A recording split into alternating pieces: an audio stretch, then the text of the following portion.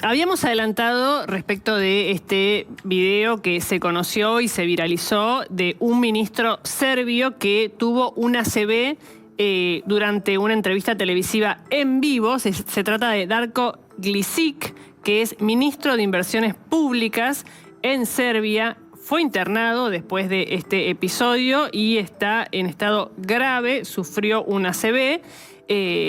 Como decía, durante una entrevista, veamos qué fue lo que pasó. Jeste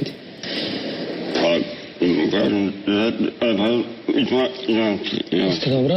Jeste dobro? U redu? Čekaj, ajde, dopustimo nešto. Evo, pogledat ćemo i šta kaže predsjednik Srbije Aleksandar Vučić, pa ćemo... Tremendo, ¿eh? Muy impresionante. Se notaba que no podía vocalizar, que no podía hablar, que en un momento no había algo que estaba pasando. Esto fue en un programa de la mañana, Canal Pink, cuando este hombre, ministro de 52 años, mostraba signos muy claros de dificultad a la hora de hablar. Vamos a sumar a Alejandro Anderson, que es neurólogo, director del Instituto de Neurología de Buenos Aires. ¿Cómo le va, doctor? Hola, ¿qué tal? Buenas tardes, gracias por invitarme. Sí, muy impresionante la escena. Esta escena que vimos es en general lo que se ve, lo que pasa cuando una persona está sufriendo una ACV. Se repite esta imagen que es como, bueno, no poder hablar o quedar de alguna manera tildado. Sí, puede ser así, porque en realidad todo depende cuál es la arteria, cuál es la zona del cerebro donde está la falla de la circulación sanguínea. O sea, vos podés dejar de ver con un ojo, o vos podés tener un trastorno del lenguaje, una parálisis de la mitad del cuerpo, etcétera, ¿no es cierto? Hasta poder perder el conocimiento, tener una convulsión. Depende de dónde sea la lesión. Y a veces las lesiones son pequeñas, a veces son medianas, a veces son grandes, y a veces son isquémicas porque se tapan las arterias, y en otras ocasiones son hemorrágicas porque las arterias se rompen. Acá lo que se ve es que es muy probable que se haya comprometido el área del lenguaje. El área del lenguaje habitualmente está en el hemisferio cerebral izquierdo, en la parte media o anterior. En la parte anterior está la emisión del lenguaje, en la parte media la comprensión. Obviamente que es una emergencia, al paciente hay que hacerle urgentemente una imagen, tomografía o mejor resonancia, porque si fuera un ACV isquémico, que en Argentina tenemos un episodio cada 4 minutos, si fuera un ACV isquémico, imagínate que tenés la posibilidad, si conservás ese tiempo ventana que vale oro de 4 horas y media, podés destaparle la arteria usando un trombolítico. Y el 80% de los ACV son por arterias que se tapan. El 20% son hemorrágicos, arterias que se rompen. Pero el 80% son isquémicos. Así que tenés buenas posibilidades cuando tenés una atención rápida, ¿no? Temprana. Y doctor, ¿hay alguna forma de prevenir los ACV? Bueno, vos tenés una prevención primaria, quiero decir, lo que siempre te dicen los médicos. Mire, para cuidar las arterias, para cuidar la cañería, ¿no? Para que el cerebro siempre le llegue bien la sangre con oxígeno, con glucosa, bueno, hay que controlar la presión arterial, que el colesterol sea normal, si sos diabético tenés la glucemia ok, no fumar, combatir el sedentarismo con actividad física, dormir lo que hay que dormir, con buena arquitectura, sueño de buena cantidad y calidad, un nivel de estrés fisiológico bajo, alcohol, digamos, siempre el alcohol en grandes cantidades genera daño. O sea, son todos factores de riesgo, que hay muchos más en realidad, pero todo esto quiere decir que tenés que cuidar tu cuerpo, y en este caso, las arterias, para prevenirlo. Hay otros pacientes que tuvieron un episodio cortito, donde, por ejemplo, imagínate que este ministro deja de hablar y a los minutos vuelve a hablar bien. Se tiene que hacer ver, porque puede ser un accidente isquémico transitorio, que la tercera parte se repiten y la tercera parte después se hacen definitivos. Así que a veces tenés avisos cuando estás encima, ¿no? ¿Eso se llama micro ACV o no existe el micro ACV? La palabra es accidente isquémico transitorio, porque es un accidente isquémico, viste, que dura un rato. Sí. Y después, lo que es importante ahora es cuando estás encima del episodio, hacer el diagnóstico rápido para poder destapar la arteria al paciente. ¿La persona se da cuenta de lo que le está pasando o tiene que haber otro que lo vea para tomar las riendas del asunto? A veces te das cuenta, a veces estás confuso, a veces perdés el conocimiento. La verdad que muchas veces necesitas ayuda. Imagínate que solamente tenés una falta de fuerza de una mitad del cuerpo porque estás totalmente lúcido. Bueno, podés de repente manejarte o pedir ayuda, pero ya el hecho de tener un compromiso del lenguaje te deja como aislado porque no te podés comunicar. Y además, no es solamente el lenguaje externo, las palabras que emitís, son las palabras que están adentro de tu cabeza, que no las podés manejar bien. Así que muchas veces necesitas ayuda. Doctor, volviendo a esto un poco que le preguntaba a Diego antes sobre la posibilidad de prevenirlo, usted decía, bueno, tener una vida sana en términos generales, digo, del buen sueño, la buena alimentación, el ejercicio. ¿Pero existe algún estudio médico como chequeo general o chequeo específico donde uno pueda revisar, por ejemplo, el estado de esas arterias como para estar alerta o decir, bueno, che, vengo haciendo todo mal, empezar a hacerlo bien como con más conciencia? Perfectamente. Mira, por un lado tenés lo que es como más clínico, que es tener una buena rutina de laboratorio, un buen análisis, todo completo, donde vas a ver el colesterol, que es lo que conoce la gente, y un montón de otros factores de riesgo. Pero también te podés hacer un Doppler de vasos de cuello, de las arterias carótidas y vertebrales, que te llevan 1 litro de sangre por minuto al cerebro. Fíjate vos la cantidad de sangre que requiere el cerebro, que pesa apenas 1,5 kilos para funcionar bien. La 1/4 parte del oxígeno que respirás va al cerebro, no a los músculos, al cerebro. Y bueno, vos podés ver también las arterias cerebrales y el cerebro con una resonancia magnética con angioresonancia. Hay otras cosas que también juegan, porque lo cardiovascular también es importante, no tener arritmias cardíacas también es importante, pero digamos que estudios específicos para ver si tenés desgaste de tus arterias, y mira, ahí tenés el Doppler, el análisis de sangre y la resonancia con angioresonancia. Claro, porque el análisis de sangre por ahí es más común, uno lo tiene como más incorporado, que yo, las mujeres, sin embargo, cuando haces el chequeo ginecológico anual siempre haces el... Pero estos otros estudios que usted indicaba, la verdad que no sé, va... Yo un Doppler, la verdad que no sé cuánto hace que no me hago. Son más específicos de la consulta neurológica, claro. Pero los pacientes vienen cada vez más. Y a veces, claro, vienen de manera como teledirigida, porque te dicen, doctor, mire, yo en realidad no tengo ningún problema, pero resulta que mi papá y mi tío, bueno, te nombran varios familiares que tuvieron aneurismas. El aneurisma es un globito que está en la bifurcación de alguna arteria del cerebro. Ese globito, por la presión, se va estirando, va creciendo, hasta que un día explota. Y eso es dramático porque es una malformación vascular en un vaso sanguíneo de muy alta presión, por tanto, tenés una hemorragia cerebral masiva, etc. Pero si vos te descubrís antes, es muy sencillo de reparar. Entonces, vienen pacientes que te dicen eso, le pedís una angioresonancia y lo podés diagnosticar perfectamente antes que tenga ningún tipo de... Ahora, doctor, el ACV por supuesto que no avisa y usted lo decía muy bien, hay que tomar recaudos, hay que tener una vida sana y demás. ¿Pero hay alguna señal que uno debería tener en cuenta para prevenir un ACV? Digo, ¿hay algo que haya alguna alerta? Y los factores de riesgo vascular, si vos los tenés prolijos, la chance te baja es mínima, claro. Cantidad. Por el otro lado, tenés los accidentes isquémicos transitorios, que parecen seguir. Lo que pasa es que hay que prestarles atención y tenés que consultar después. Y después tenés, básicamente, cuando estás realmente cursando el episodio cerebrovascular, de llegar pronto. Si vos me preguntás, bueno, hay pacientes que vienen y se controlan porque dicen, mire, doctor, estoy teniendo problemas de la memoria, me llaman la atención, vos le haces una resonancia y capaz que descubrís un paciente que tiene ACVs muy pequeños, pero muchos.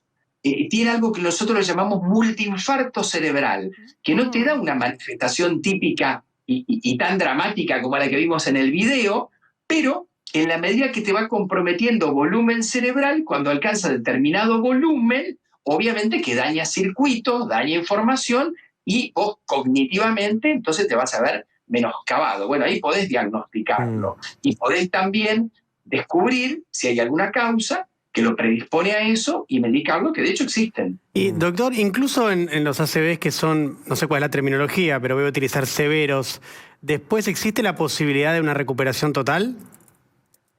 Mirá, la plasticidad cerebral existe a toda edad, hasta los 90 años. Lo que pasa es que en la medida que tenés más edad, es menor. Por el otro lado, el resto neurológico, cuanto mayor es, obviamente que también es una situación mejor. Todo depende del daño que has tenido. Pero la regla es que podés recuperarte, pero en general quedan secuelas cuando se trata de accidentes cerebrovasculares importantes. Además que hay accidentes cerebrovasculares importantes que también tienen riesgo de vida, porque los pacientes, bueno, lo vimos hace poco tiempo, ¿no es cierto? A veces tienen edema cerebral, porque se compromete mucha masa, mucho volumen de su cerebro, y entonces todo eso presiona estructuras que estaban sanas y se ven complicadas secundariamente. Es todo, tenés muchas opciones. Sí, pero los accidentes cerebrovasculares... Sí, no, iba a decir que hace poco tuvimos el caso de locomotora Oliveras, que terminó falleciendo, que ahí la pregunta que se hacía mucha gente, sin saber actualmente qué información hubo respecto del cuadro, cómo se generó, pero un poco el comentario era: deportista, se recuidaba, una vida supuestamente muy sana, y bueno, termina teniendo un cuadro de ACV que la lleva directamente a la muerte. Bueno, pero los deportistas también tienen sus factores de riesgo, porque cuando vos hablas, normalmente hablas de los factores de riesgo digamos, de la mayor parte de la gente. Entonces le decís, haga deporte, cuídese del colesterol, bueno, toda la lista que mencionamos. Pero un deportista tiene muchas veces sesiones de entrenamiento muy intensas, a veces hacen hipertensión, a veces se deshidratan, a veces tienen movimientos muy bruscos que te provocan disecciones o desgarros de las arterias. Yo he tenido pacientes deportistas que hicieron desgarros de las arterias del cuello por movimientos bruscos con la cabeza. Y después también está el tema de los anabólicos en algunos pacientes, que te puede incrementar 200 a 500% la chance de una ACV. Así que los deportistas tienen también sus propios riesgos. Quería dar, para poner sobre la mesa, algunos números que armó la producción sobre casos de ACV en Argentina. 126.000, alrededor de 126.000 por año. Es una cantidad alta de casos. Uno quizás se habla más o se diagnostica más, pero uno nota cierta cercanía con episodios en conocidos, en más allá de famosos, y genera alrededor de 40.000 muertes por año. Este último, un dato de Flenny, que bueno, es también una estimación que habla de un fenómeno, una patología que tiene un alcance amplio, ¿no? Mira, vos pensás que la primera causa de discapacidad son los accidentes cerebrovasculares. Mirá. Así que fíjate si no son importantes. Y por eso yo te decía, porque bueno, como más gráfico, hay una ACV cada 4 minutos en Argentina. Y es la causa número 1 de secuela, de discapacidad neurológica. Cuando vos vas a los institutos de rehabilitación, y bueno, la mayor parte de los pacientes que te encontrás ahí son pacientes que tuvieron una ACV. Sí. ¿Cuánto es la ventana de tiempo?